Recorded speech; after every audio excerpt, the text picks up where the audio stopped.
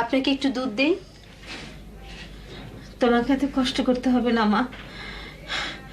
ময়নাটা আবার গেল কোথায়? ওরে ও শাহেদ, মা ময়নাকে একটু খবর দে না। দেখ তোর প্রীতির কত কষ্ট হচ্ছে। যাচ্ছি ম্যাম, আমি এখনই যাচ্ছি ম্যাম। না হ্যাঁ, মানে আমি বলছিলাম আমরা সবাই থাকতে বাইরের কাউকে ডাকার দরকার আছে কি? বাইরের কেউ মানে?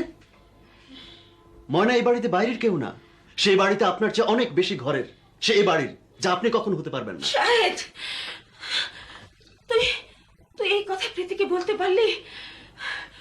ও এই বাড়ির একমাত্র বউ, আর তুই তাকে বাইরে বললি?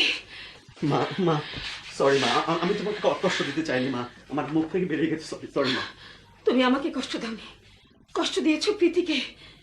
সারাটা রাত মেয়েটা আমার মাথার কাছে বসে রয়েছে, সে কোনোদিনই বাইরের হতে পারে না, আর তুই তাকে বাইরের বললি।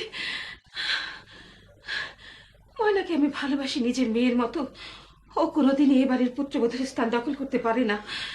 ঠিক আছে মা। পুত্রবধূকে আমি গ্রহণ করেছি ছোটবেলায়, ওর সাথে কারো কোনোদিন তুলনা হয় না, মা হতে পারে না। মা ঠিক আছে, আমি যাচ্ছি মা।